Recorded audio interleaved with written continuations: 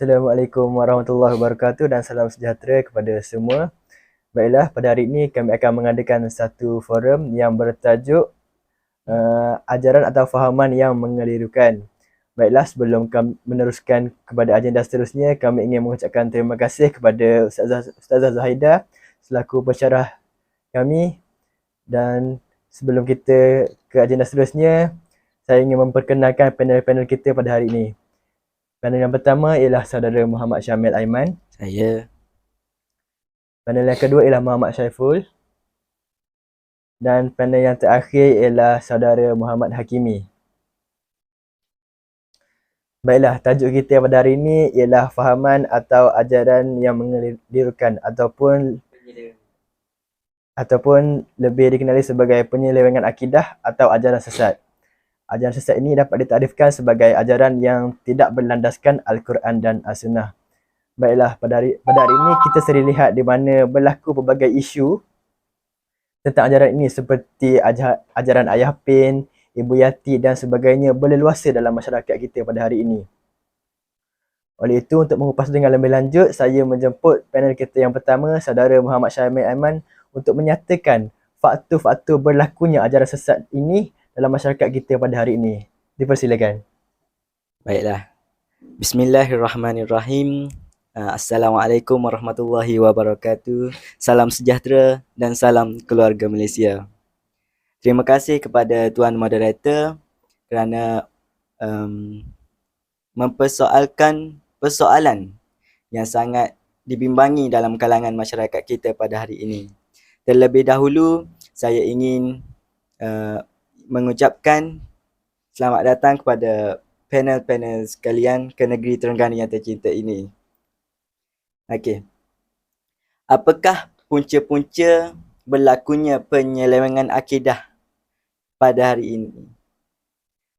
Saya ingin mengemukakan 3 punca utama, iaitu punca daripada ibu bapa, taksub dengan ajaran nenek moyang, dan yang ketiga adalah taklid, iaitu membuta tuli.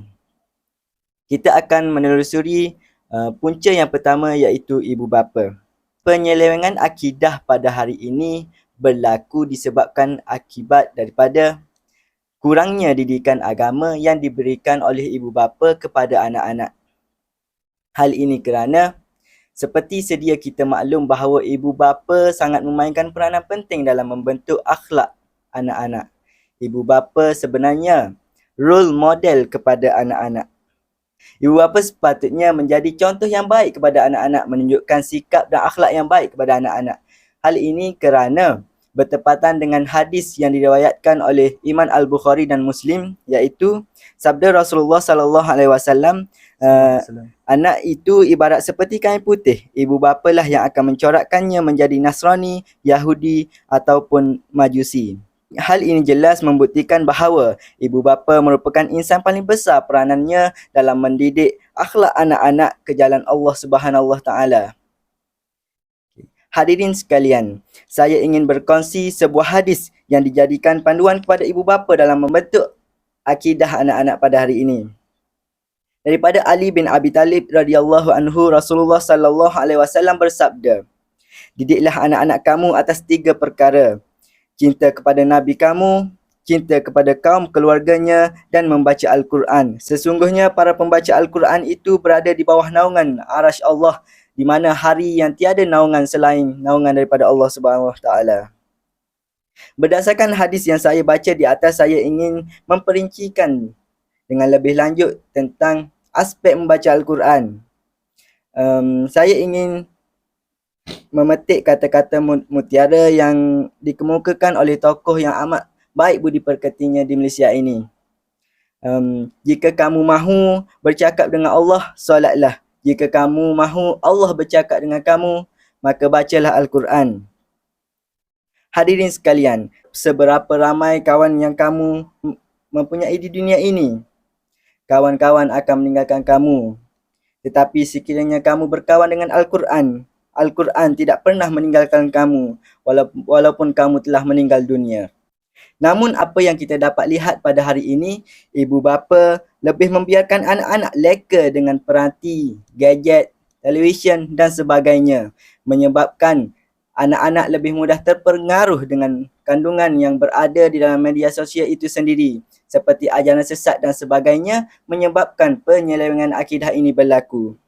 Isi yang kedua iaitu taksub atau lebih dikenali sebagai fanatik dengan ajaran yang diajarkan oleh nenek moyang mereka. Sedangkan ajaran itu berlanggar dengan akidah Islam, menyebabkan penyelewengan akidah itu berlaku. Sebagai contohnya, tangkal untuk mempertahankan diri. Mereka masih menggunakannya walaupun ia jelas membuktikan bahawa ianya merupakan penyelewengan akidah dalam Islam. Punca yang ketiga adalah taklid, iaitu membuta tuli mengikut tanpa landasan dalil. Akibat buta ilmu agama, jahil dengan ilmu agama, mereka mudah terpengaruh dengan kata-kata yang mendakwa bahawa ajaran Islam, malahan ia berlanggar dengan Al-Quran dan hadis. Jadi kesimpulannya, kita mestilah mengenal pasti punca serta mengambil tindakan sekiranya kita pada hari ini terjebak dengan penyelewengan akidah tanpa disedari. Oleh itu, saya serahkan kembali kepada Tuan Moderator. Terima kasih. Baiklah, terima kasih saudara Syamil atas perkongsian tentang faktor atau punca berlakunya penyelewengan akidah dalam masyarakat kita pada hari ini. Baiklah, seterusnya saya mempersilakan panel yang kedua iaitu Saiful Nazrin untuk membincangkan atau menyatakan kesan sekiranya penyelewengan akidah ini berterusan dalam masyarakat kita pada hari ini. Dipersilakan. Bismillahirrahmanirrahim. Baiklah, terima kasih kepada Tuan Moderator dan para panel. Baiklah, saya akan membincangkan 3 kesan terhadap kerosakan akidah. Di mana yang pertama ialah melahirkan manusia yang menyekutukan Allah dari segi zat, sifat dan perbuatannya. Baiklah saudara sekalian, mari kita lihat dalam konteks menyekutukan Allah dari segi perbuatan. Sebagai contoh, masih lagi terdapat segelintir masyarakat yang mengamalkan amalan nenek moyang yang terdahulu seperti memakai tangkai. Bagi mereka, tangkai itu merupakan pelindung bagi sebarang musibah atau bala kepada mereka. Jadi, dapat kita lihat di sini, itu merupakan pergantungan mereka kepada tangkai tersebut. Mereka telah menyekutukan Allah dari segi perbuatan mereka. Jadi, itu jelas sekali dapat merosakkan akidah. Baiklah, kesan yang kedua adalah mewujudkan manusia yang mengangkat atau memperjuangkan syiar-syiar kufur yang memalingkan manusia dari menjadikan Allah Subhanahu Wa Taala sebagai tempat pengabdian dan tempat tuju. Sebagai contoh, dapat kita lihat pada masa kini, ramai orang yang tidak mencari Allah jika mereka lalai daripada dunia ini. Malah, ada yang mengambil inisiatif untuk minum arak untuk terus menjauhkan diri mereka daripada Allah. Jadi, jelas sekali kita tahu bahawa minum arak ini merupakan perkara yang keji. Dan jika kita mabuk, mungkin kita akan melakukan perkara yang dapat mempersendakan agama sekaligus akan mengakibatkan diri kita terkeluar daripada akidah Islam itu sendiri. Baiklah sahabat, mari kita lihat kesan yang terakhir, iaitu dapat melahirkan masyarakat yang benci sesuatu dari sistem Islam atau melebihkan sistem yang lain. Contoh yang saya ingin ketengahkan di sini adalah dalam sistem pemerintahan negara. Baiklah, seperti yang kita tahu, Malaysia merupakan negara Islam. Jadi pemimpin bagi negara Malaysia mestilah daripada kalangan orang Islam yang beriman dan mengamalkan cara hidup Islam. Jadi pada masa kini terdapat ramai golongan Islam, Melayu Islam itu sendiri yang cuba untuk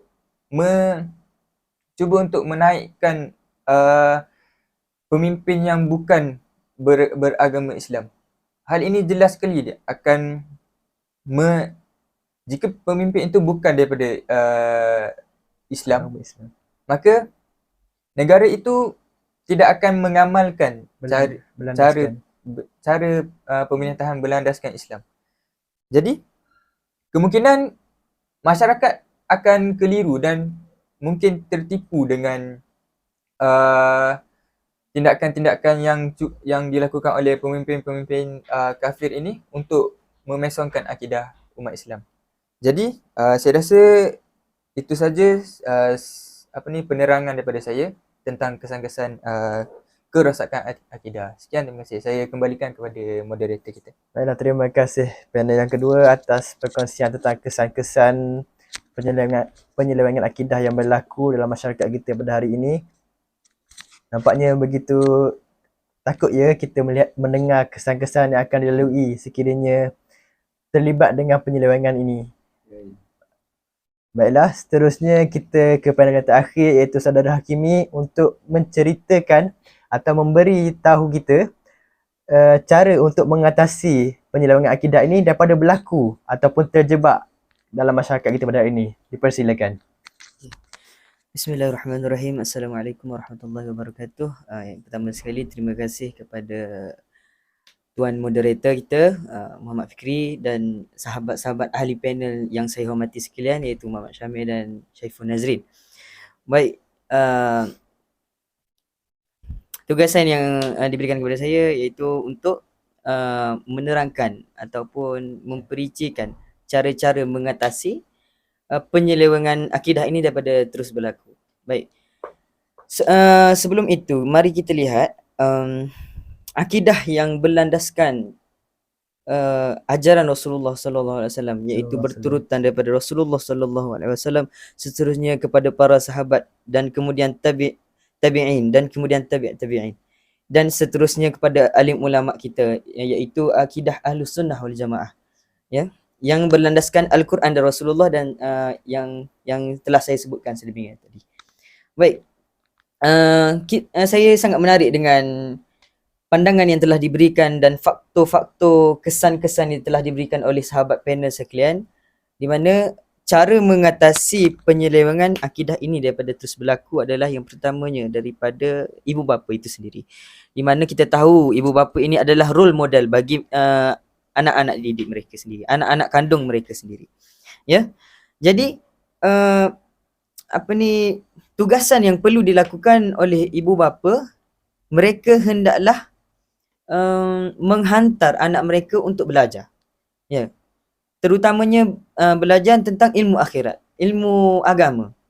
Tidak kiralah di sekolah ataupun kalau kita tengok pada zaman dahulu ada qiraati. Sekarang masih ada lagi ke qiraati? Ada kan? Di Kelantan. Di Kelantan kalau mengaji tentang ilmu tentang mengaji ilmu Al-Quran, dia ada qiraati di situ.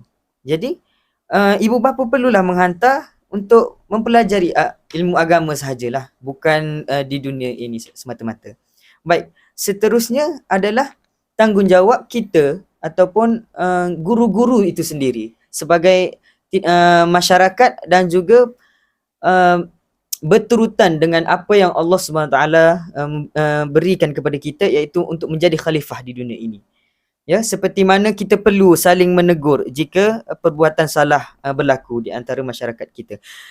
Baik, di dalam masyarakat kita sekarang bukan sahaja ada Ahlus Sunnah wal Jamaah, bahkan ada lagi Mu'tazilah, Khawarij, ya, Syiah ada juga, dan yang terbaru yang paling hangat sekarang dibicarakan oleh ramai pihak, terutamanya pihak agama, iaitu Wahabi, golongan Wahabi. Ya, jadi penyelewengan ini bukan sahaja daripada teknologi, juga ada juga ustaz-ustaz ataupun daripada golongan daripada pihak sana yang sudah pun sesat orang kata, ataupun terseleweng daripada akidah ajaran Ahlus Sunnah wal Jamaah mengajar di Malaysia kita ini. Ada juga, ya, bukan sahaja Ahlus Sunnah wal Jamaah seutuhnya. Jadi golongan kita Ahlus Sunnah wal Jamaah ini perlu menekankan aspek ini, perlu memberi perhatian yang sangat berat supaya tidak anak-anak muda terutamanya sekali tidak terseleweng daripada akidah dan ajaran Rasulullah sallallahu alaihi wasallam yang telah diwarisi oleh tabi'in dan para sahabat serta ulama-ulama kita. Jadi bukanlah tugasan ibu bapa itu sahaja, malah tugasan kita sebagai masyarakat, dan diberi juga penekanan kepada pelajar-pelajar tahfiz, pelajar-pelajar pondok contohnya ya, yang belajar yang lebih mendalam tentang ilmu agama ini, para ustaz dan profesor yang mengkaji tentang ilmu agama ini, untuk menegur, untuk memperbaiki dan seterusnya, dapat mengekalkan ajaran Ahlus Sunnah wal Jamaah dalam kalangan masyarakat kita. Jadi saya rasa kita perlu bersatu padu dan memberi perhatian tentang aspek ini. Itu saja daripada saya. Terima kasih. Baiklah, terima kasih saudara Hakimi atas perkongsian yang diberikan. Baiklah, saudara Saiful, satu soalan untuk anda. Kita tahu bahawa pada hari ini kanak-kanak ataupun remaja terdedah dengan media sosial dan sebagainya. Oleh itu, pihak-pihak tertentu yang berkaitan ajaran atau fahaman yang salah ini mengambil kesempatan dengan menggunakan media-media tersebut untuk menyebarkan fahaman-fahaman yang salah tersebut.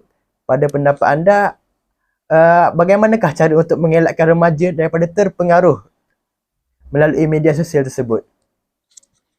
Baiklah, terima kasih kepada moderator kerana mengajukan soalan yang saya kira cukup menarik untuk saya kupaskan. Baiklah, seperti kita tahu, golongan remaja pada zaman sekarang tidak lari daripada media sosial. Mereka akan sentiasa menggunakan media sosial sama ada untuk berhubung atau mencari maklumat. Baiklah, dalam konteks ajaran sesat ini, kita tahu yang memang ramai pihak-pihak yang tidak bertanggungjawab cuba untuk menyebarkan fahaman mereka. Jadi, sebagai langkah untuk menjaga akidah para remaja ini, saya rasa yang pertama sekali yang perlu memainkan peranan yang paling penting adalah ibu bapa, iaitu mereka perlu membuat pemantauan terhadap penggunaan media sosial dalam kalangan anak mereka. Hal ini kerana jika tidak ibu bapa yang mengambil cakna, siapa lagi yang akan mengambil tanggungjawab yang berat ini. Yang seterusnya yang perlu ambil tindakan ialah remaja itu sendiri, di mana mereka perlu memastikan laman ataupun media sosial yang mereka layari itu merupakan daripada pihak yang kita tahu Kebenarannya. yang kita tahu mereka itu sahih dari segi mengeluarkan maklumat atau fakta tentang agama. Jika ada keraguan daripada remaja tersebut, mereka boleh mengajukan soalan kepada para ulama atau guru mereka itu sendiri. Jadi saya rasa itu sahaja daripada saya. Baiklah, terima kasih saudara Saiful atas perkongsian tentang soalan tersebut. Baiklah, sebelum kita menutup sesi kita pada hari ini, satu soalan terakhir untuk saudara Hakimi. Baiklah, saudara Hakimi, seperti yang kita tahu, orang kafir ataupun orang yang bukan Islam mempunyai agama mereka tersendiri, iaitu Buddha, Kristian dan sebagainya, dan mereka tidak tahu pun bahawa agama itu sebenarnya bukan agama yang betul diterima oleh Allah SWT, kerana mereka telah dididik daripada kecil untuk menganuti agama tersebut. Oleh itu, bagaimana sekiranya seseorang budak itu diajar ataupun dididik sejak kecil tentang ajaran sesat? Pada pendapat anda, bagaimanakah cara untuk dia mengetahui ajaran Islam yang sebenar-benarnya sekiranya diajar ataupun ibu bapa mereka pun menganuti agama yang terpesong? Silakan. Baik, terima kasih saudara moderator ya atas soalan yang sangat menarik saya kira. Baik, daripada segi soalan itu tadi, saya lebih suka untuk mendalami aspek cinta. Aspek cinta. Baik, aspek cinta ini kita letakkan dalam bidang dakwah. Okey, bidang dakwah seperti yang kita lihat contohnya Rasulullah sallallahu alaihi wasallam berdakwah bukan secara bertulis ataupun bukan secara paksaan. Tidak. Baginda Nabi Muhammad sallallahu alaihi wasallam ini berdakwah melalui akhlak yang mulia. Ya. Akhlak yang mulia yang ditonjolkan ataupun ditunjukkan kepada orang yang bukan Islam. Ya. dengan mengaku dirinya sebagai seorang rasul daripada agama Allah SWT. Jadi daripada soalan itu tadi, saya rasa baiklah ataupun sangat bernaslah jika cara penyampaian dakwah itu yang menunjukkan ataupun menekankan aspek akhlak dan adab dapat orang kata menarik hati, walaupun orang itu terpesong. Saya rasa kalau lihat kepada akhlak dan adab yang diajarkan oleh syiar Islam, sudah pasti mereka akan jatuh cinta. Ya, itu spekulasi daripada saya. Sekian, terima kasih. Baiklah, terima kasih saudara atas perkongsian tentang soalan tersebut.